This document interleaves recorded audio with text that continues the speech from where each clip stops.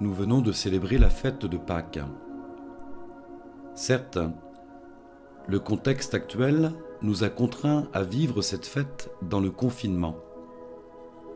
De son côté, le pape François voudrait qu'au cœur même de l'épidémie, les chrétiens deviennent les vecteurs de la contagion de l'espérance. Être témoin de l'espérance. À la suite de ces femmes qui, sortant du tombeau vide, vont prévenir les disciples. À la suite des disciples qui, quittant Jérusalem, se dispersent à travers le monde pour devenir les apôtres de la bonne nouvelle. Le tombeau est vide, vidé de son corps et de sa mort, vidé de sa souffrance pour se remplir d'espérance. À la fois prémisse et promesse de nos futurs tombeaux vidés de leur poids de mort. Le Christ est ressuscité et cela nous concerne. Pour nourrir votre méditation pascale et vous encourager à devenir contagieux de l'espérance chrétienne, je vous propose de lire ensemble un tableau. Cette image est réalisée en pastel gras. Je l'ai conçue il y a quelques années dans une perspective catéchétique. La terre est symbolisée par un arc de verdure sur lequel prennent place tous les peuples de la terre. Les Africains, les Américains, les Anglais, les Français, les Orientaux, les Asiatiques.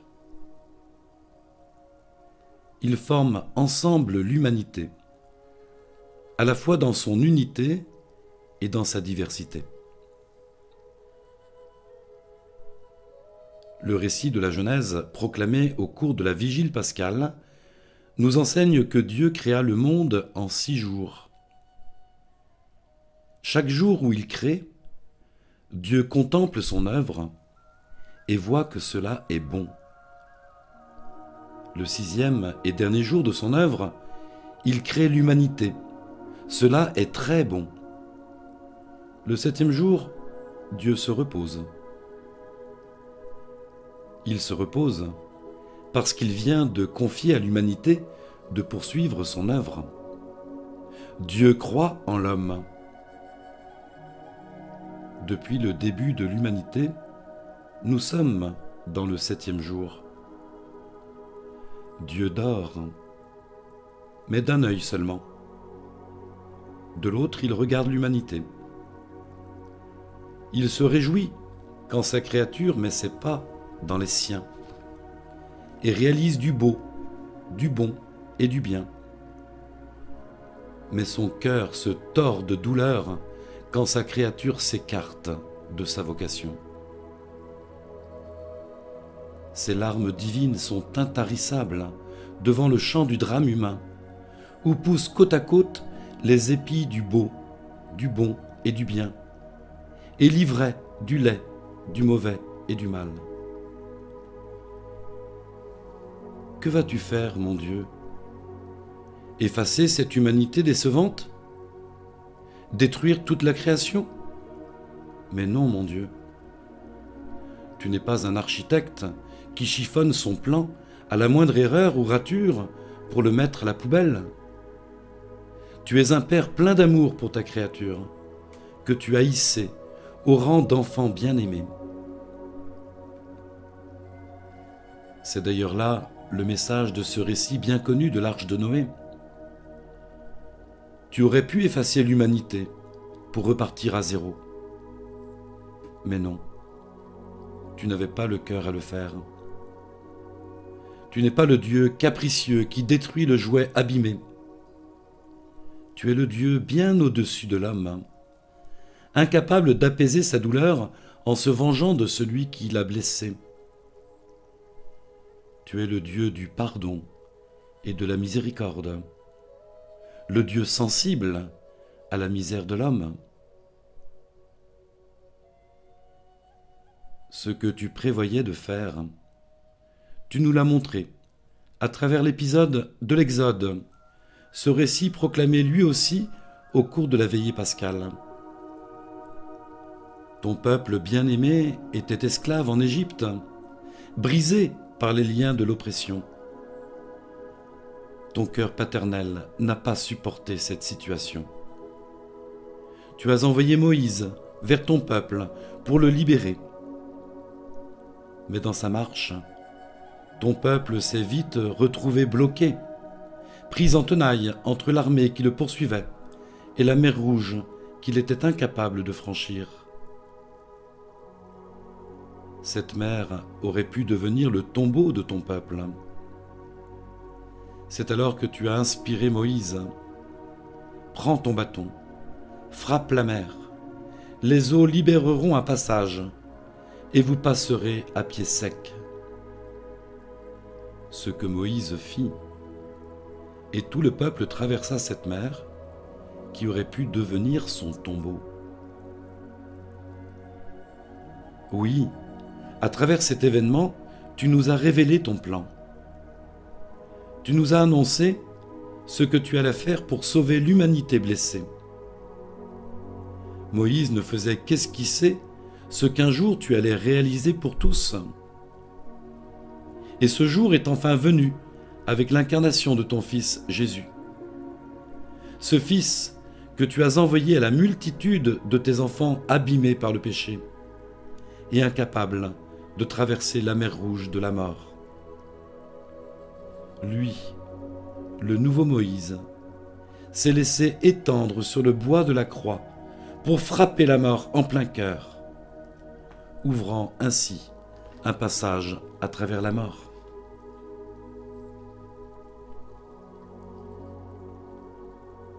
Jésus est le don de Dieu fait aux hommes. Le Père nous l'offre généreusement. Pour nous les hommes, et pour notre salut, Jésus est descendu du ciel. Pilate n'aura jamais su à quel point il avait raison en disant de Jésus « Voici l'homme ». Il est l'homme dans sa vocation fondamentale, immaculé, vierge de tout péché. Sa transfiguration l'affirme, lui qui est tout entier habillé d'une blancheur éclatante. Il est dans sa personne la synthèse de tout homme ployant sous le poids de la souffrance. Sa passion l'a particulièrement souligné. En portant le bois de la croix, c'étaient nos souffrances qu'il supportait. Suspendu à la croix, le souffle court, les membres transpercés, les os brisés. Il signifie tout homme à bout de souffle, brisé et broyé. Cette croix, en apparence, semble avoir le dernier mot. Cette croix le torture et le paralyse. Cette croix le tue et le supprime.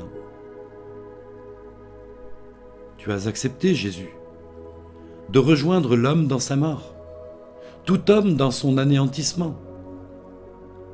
Tu as accepté de vivre la condition humaine en ignorant rien de celle-ci.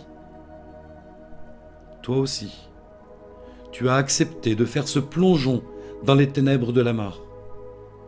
Toi, dans ta divinité éclatante et dans ton humanité innocente, tu as accepté de connaître ce qui t'est le plus parfaitement étranger, la mort et le néant. Oui, ta mort semble avoir le dernier mot.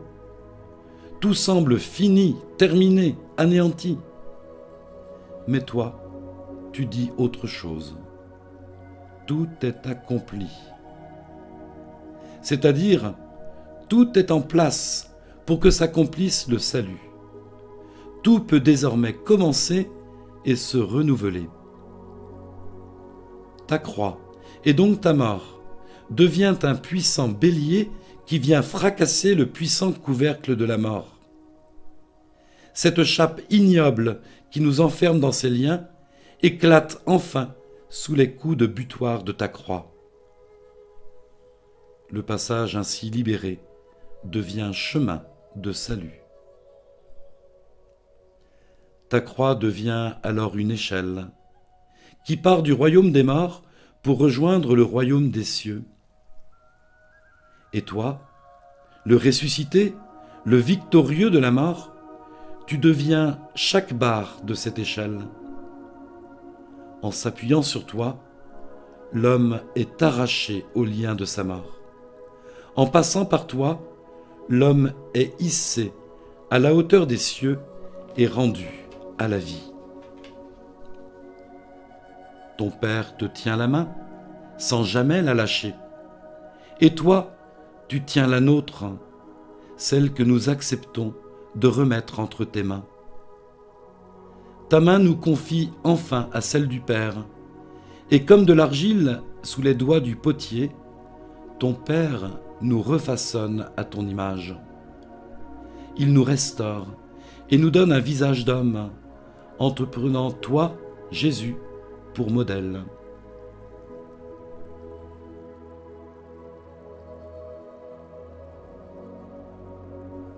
Quand cela se produira, nous serons dans le 8e jour, le jour de la recréation, le jour de l'éternité du triomphe de l'amour de Dieu. Mais pour l'instant, nous sommes encore dans le 7e jour. Mais l'espérance de ce qui vient nous encourage dès aujourd'hui. Dès aujourd'hui, la foi lève le voile sur notre identité profonde. Tu nous as fait pour toi, Seigneur, et notre cœur est sans repos tant qu'il ne repose en toi.